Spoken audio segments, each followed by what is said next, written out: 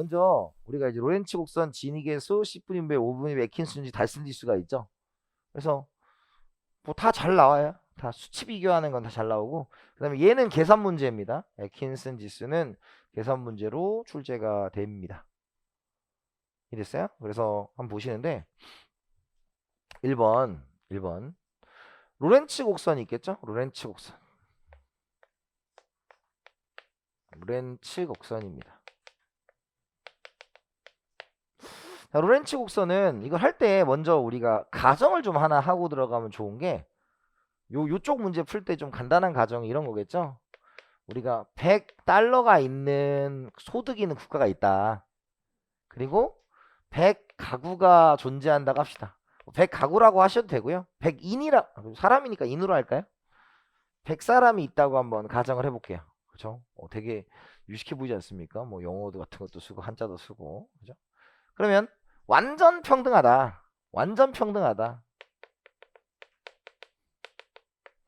완전 평등한 건 어떻게 가져가야 돼? 1인당 1달러씩 가지면 되겠죠? 1인당 1달러씩 가지면 되겠죠? 이게 완전 평등한 거겠죠? 그죠? 그 다음에 우리가 두 번째 완전 불평등은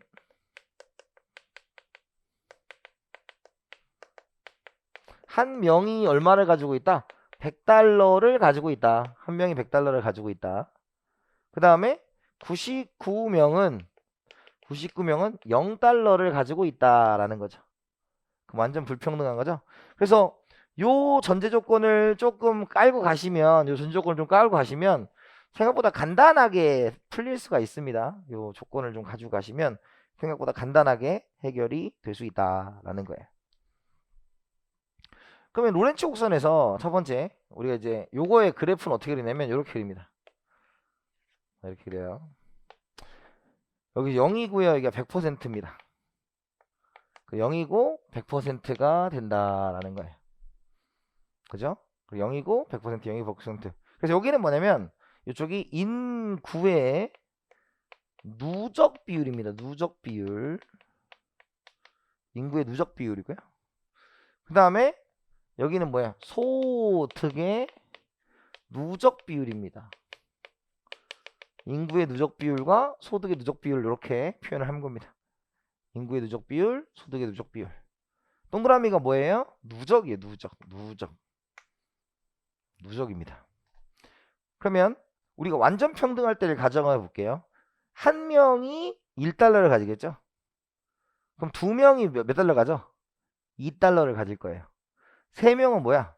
3달러 가지죠. 왜? 1, 1, 1 이렇게 가지니까. 네 명은 4달러를 가지니까 이렇게 그릴 수가 있겠죠. 이렇게 대각선을 그릴 수가 있습니다. 이 대각선을 우리가 뭐라고 한다? 완전 평등선이라고 합니다. 완전 평등선. 완전 평등선이라고 얘기합니다. 이해되셨죠? 완전 평등선. 그 다음에 지금 완전 불평등하다는 얘기는 뭐예요? 참고로 이쪽이 이제 하층이고요. 이쪽이 상층을 얘기합니다. 하층이고 상층을 얘기해요. 그러면 지금 99명은 가진 게 있어 없어? 없다가, 그죠? 가진 게 없다가 나머지 한 명이 다 가진 거죠, 이렇게. 그죠? 그래서 이제 직각의 형태를 가지게 된다. 그래서 이걸 우리가 완전 불평등선이다 이렇게 얘기합니다. 완전 불평등선으로 얘기합니다. 됐죠? 자, 그러면 우리가 소득 분배가 잘 된다는 것은 대각선에 가까워야 될까요? 직각에 가까워야 될까요? 대각선에 가까워야 되겠죠? 그래서 뭐 예를 들어서 이런 로렌츠 곡선이 있고, 그 다음에 뭐 이런 로렌츠 곡선이 있다라는 거죠. 그러면 이쪽으로 갈수록 뭐 한다? 우리가 소득 분배가 잘 된다라고 얘기할 수가 있는 거죠. 자, 그래서 두 번째, 얘는 서수적이에요, 기수적이에요? 1번 국가, 2번 국가, 3번 국가, 4번 국가가 있잖아. 그러면 소득 분배가 제일 잘된 국가는 몇 번 국가야? 1번 국가지? 그러니까 순서 나타내죠? 그래서 얘는 뭐다? 서수적인 거죠. 순서를 나타내는 거죠. 이해됐어요? 서수적이고. 그 다음에 세 번째는 뭐가 되겠어? 우리가 어디 가까울수록 평등하다? 대각선에 가까울수록 뭐예요? 대각선에 가까울수록 뭐가 되는 거야? 소득이 평등하다라는 거죠. 소득 분배가 잘 됐다.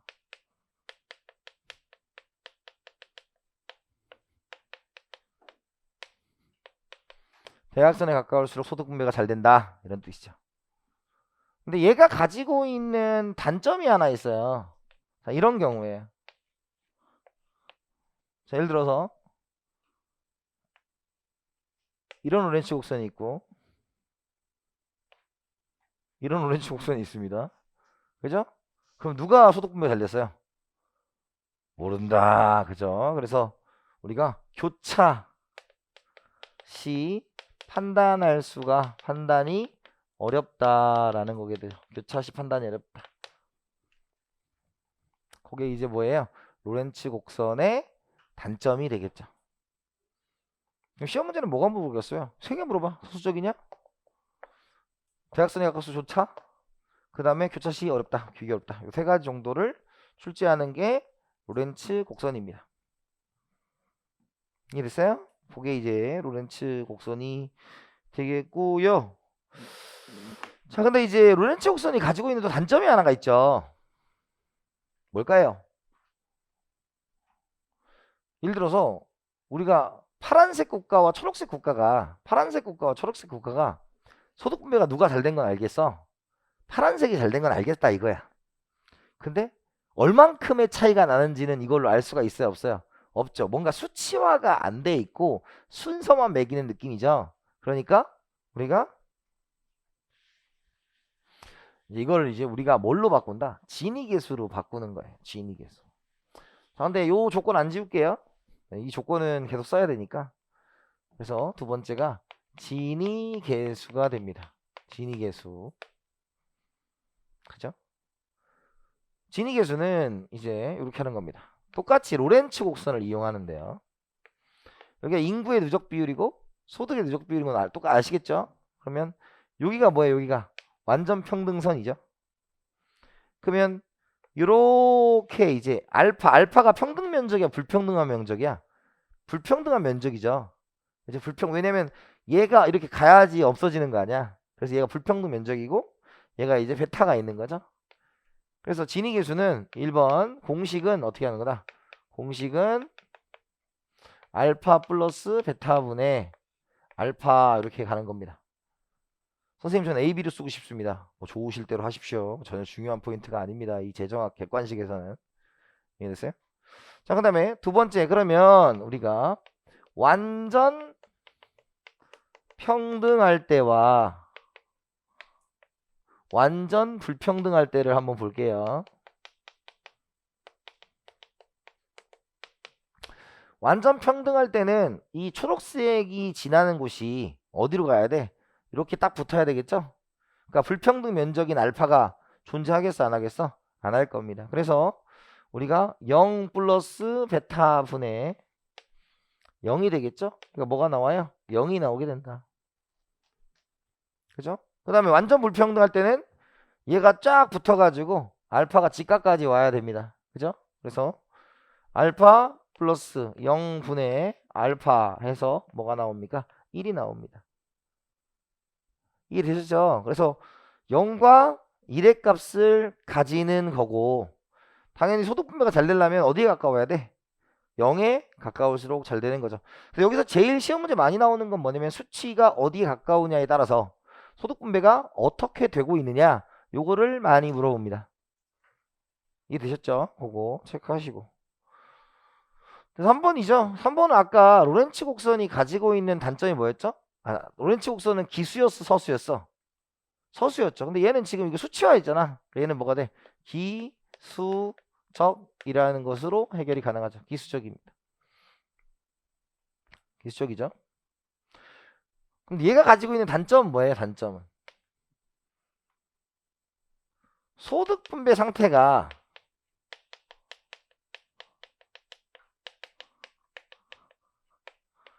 달라도 진위계수는 뭐 할 수 있어? 동일할 수 있어요. 자, 무슨 뜻이냐면 이런 뜻이에요. 이렇게 있어요. 그리고 완전 평등선이 이렇게 있어요. 그럼 예를 들어서 아까 그린 것처럼 요런 형태의 로렌츠 곡선이 있고, 그죠? 그 다음에 요런 형태의 로렌츠 곡선이 있어. 근데 만약에 1번 면적하고 2번 면적 같을 수 있죠. 그죠? 그러면 똑같잖아, 진위계수가. 근데 소득분배 같아요, 이거?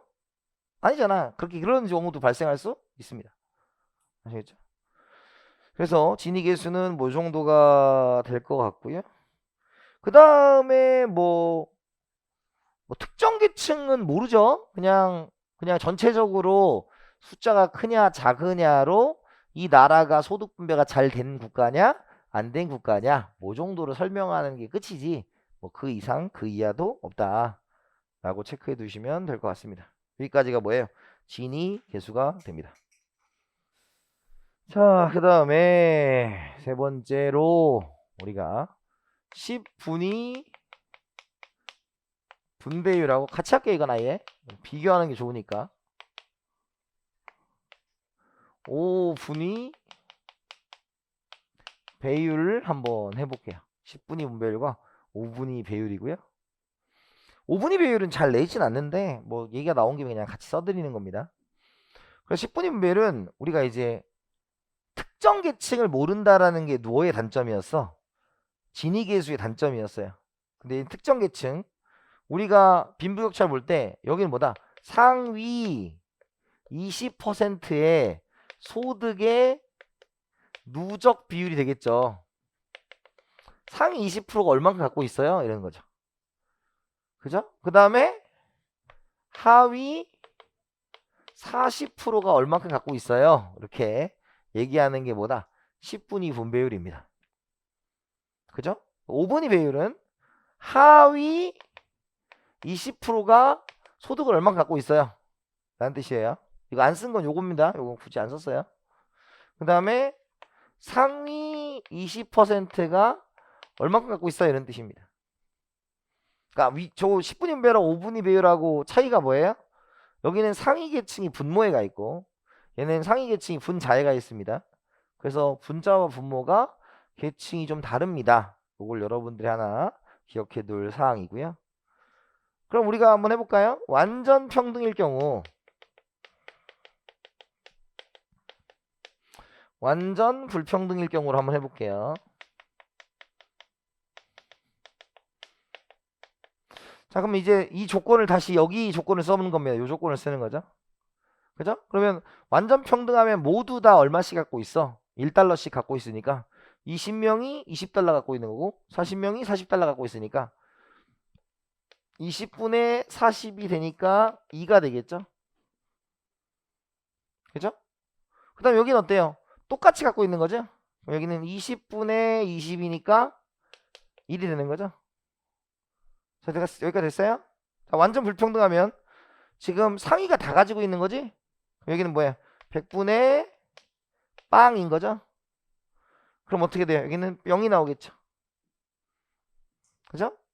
얘는 어때요? 빵분의 100이 되는 거죠? 근데 분모가 빵이면 뭐가 나와야 돼? 무한대 값이 나오는 거죠? 차이점 느껴져요? 공식이 다르니까 이런 답이 나오는 거죠. 그러면 여기는 지금 어때요? 2와 0 사이의 값을 가지며 소득 분배가 잘 됐다면 뭐에 가까워야 된다? 2에 가까워야 된다 이런 얘기죠. 그러니까 가장 많이 물어보는 것 중에 하나예요. 진위계수는 뭐 할수록 좋다? 작을수록 좋고 10분위 분배율은 클수록 좋은 거죠. 0과 2의 값을 가지며 클수록 좋은 겁니다. 얘는 어때요? 0과 1과 무한대의 값을 가지는 거지. 얘는 뭐에 가까울수록 1에 가까울수록 좋은 거죠. 그러니까 얘는 뭐 할수록 좋다? 작을수록 좋다. 이거요. 그래서 여러분 여기서 제일 많이 물어보는 게 클수록 좋은 건 뭐예요? 작을수록 좋은 건 뭐예요? 이걸 많이 물어봐요. 그죠? 진위계수는 뭐 할수록 좋아? 작을수록. 10분위 분배율은 클수록. 5분위 배율은 작을수록 좋습니다. 그리고 0과 1 사이 진위계수, 0과 2 사이 10분위 분배율, 1과 무한대 사이 5분위 배율이 있다. 라는 걸 체크하는 거죠. 그럼 여기는 장점이 뭐예요? 장점이 뭡니까? 지금 상위 20, 하위 40, 하위 20, 상위 20이죠. 그럼 특정 계층의 소득 분배 상태를 알 수 있어, 없어? 있는 거죠. 특정 계층을 중심으로 하는 거지. 그게 단점이 되겠죠. 왜? 중간을 모른다. 그죠? 양끝만 알려고 하는 거잖아. 중간을 모른다. 그게 단점이 되는 거죠. 됐어요? 에? 됐어요? 에? 여러분 이거 뭐까지 어려운 게 없어. 이건 그냥 공부하면 되는 거고. 이건 이제 고등학교 1학년, 1, 2학년 때 배우는 거니까 여기까지는 뭐 특별한 게 없어요. 자, 그런데 이제 여기서까지가 이제 요 줄거를 쓰는 거고, 이제 애킨슨 지수를 해봅시다.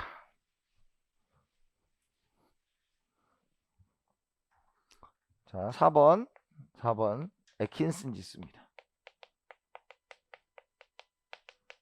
자, 이제 애킨슨 지수예요. 자, 애킨슨 지수는 이런 얘기입니다. 잘 보세요.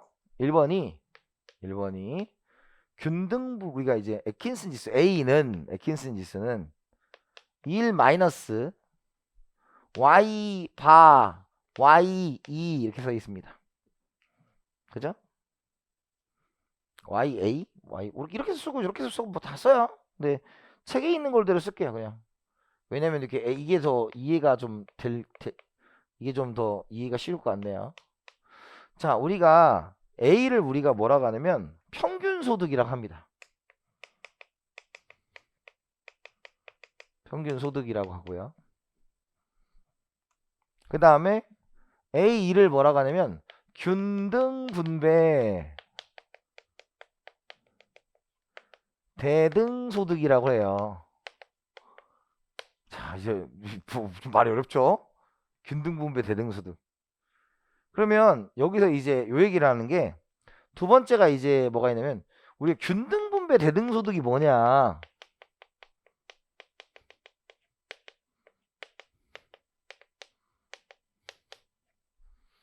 그렇죠? 균등 분배 대등 소득이 뭐냐라는 거 뭐냐면 현재의 후생 수준을 만들기 위해서, 그죠? 뭐냐면 이거예요. 현재의 소득 상태에서 우리가 이제 후생 수준, 후생 수준이 뭐냐면 효용 상태 정도로 보시는 거예요. 효용 상태 정도로. 이거요? 그거를 동등하게 가졌을 때,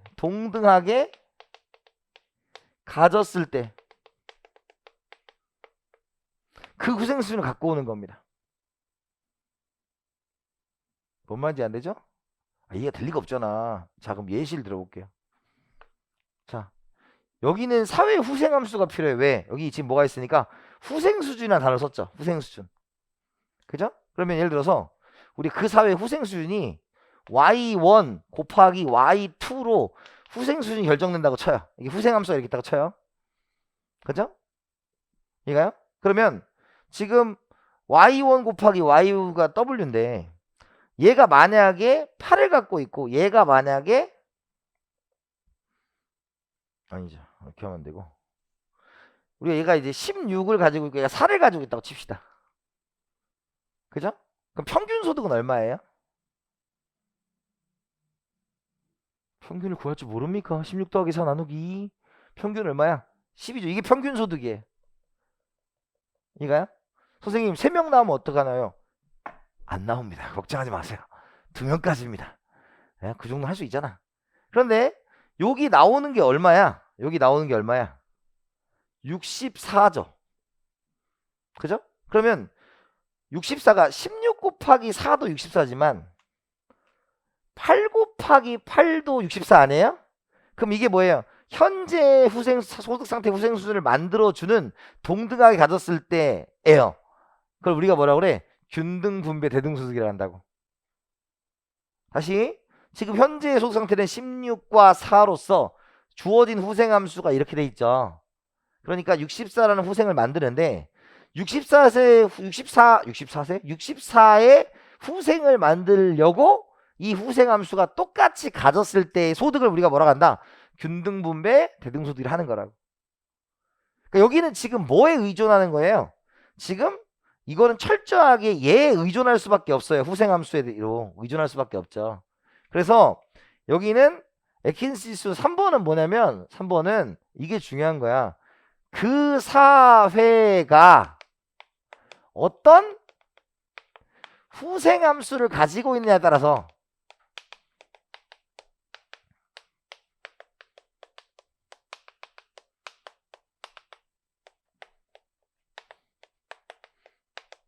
다름이에요.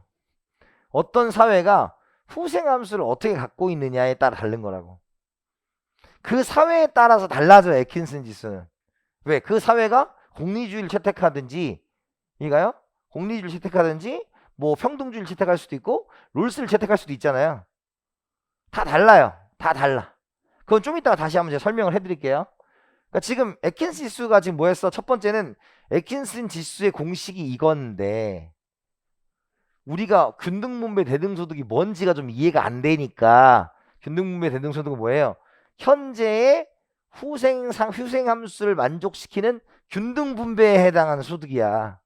그래서 16,4가 있다면 88이면 그렇지 않니? 라는 겁니다. 물론 여러분 이제 공부를 조금 예전 기억이 나시면 곱해서 나오면 얘가 뭐야? 평등주의야.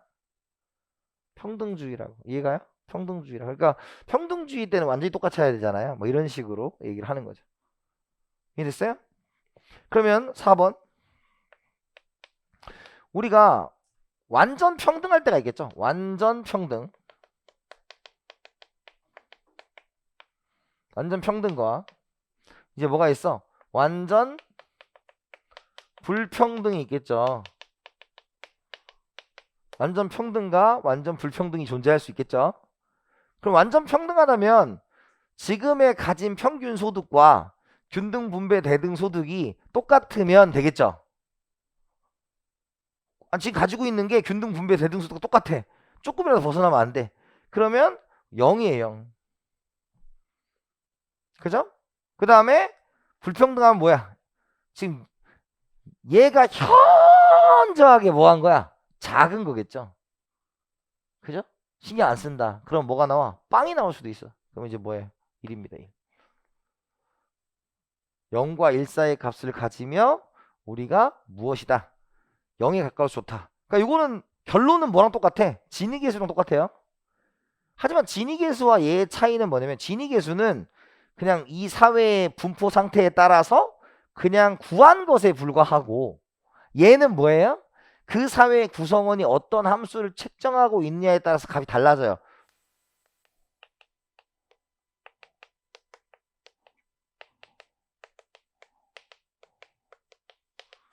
자, 달턴의 평균지수 공식을 보시면 이렇게 되어 있죠. n 곱하기 u 평균소득이죠. 그죠? 그 다음에 우리가 n, u, 개인 i의 소득이 되겠죠. 공식 몰라도 돼. 그러니까 뭐냐면 이 공식의 의미는 뭐냐면 분모가 모두 동일하게 갖고 있다. 그죠? 그죠? 그 다음에 A의 소득을 다 합친 거잖아. 그죠? 그런데 소득이 어때요? 지금 완전히 평등하면 둘이 똑같을 거 아니야. 완전히 똑같을 거 아니야. 그런데 지금 우리가 완전히 불평등한 경우는 이런 거겠죠. 어떤 사람이 총 효용이 소득을 많이 갖고 있다고 해서 총 효용이 크진 않을 거 아니야. 왜 한 개 효용이 더 뭐하니까? 체감하니까. 똑같이 갖고 있으면 아래 위가 똑같을 건데 위가 불평등이 너무 심해지면 못 가진 사람은 빵이고 많이 가진 사람은 되게 많이 가졌는데 그렇다고 많이 가진 사람이 총용이 더 크다라고 말할 수는 없는 거죠. 그죠? 그렇기 때문에 얘는 결론만 기억하면 돼. 0과 1 사이의 값을 가지고요. 얘는 1에 가까울수록 좋아요. 얘는 1에 가까워. 얘만 달라. 얘는 1에 가까울수록 좋다고. 0과 1 사이의 값을 가지며 1에 가까울수록 좋은 게 뭐다? 달튼의 평등지수가 됩니다. 이거요. 그러니까 여러분들 여기 공부하실 때 이 주안점은 이거야. 1번 각 소득분배 지표가 언제 평등하고 언제 불평등할지 구분할 수 있나요? 이게 1번. 그 다음 두 번째는 그 모든 역량을 어디다 쏟아붓는다? 에킨슨 지수에 쏟아붓는 거죠.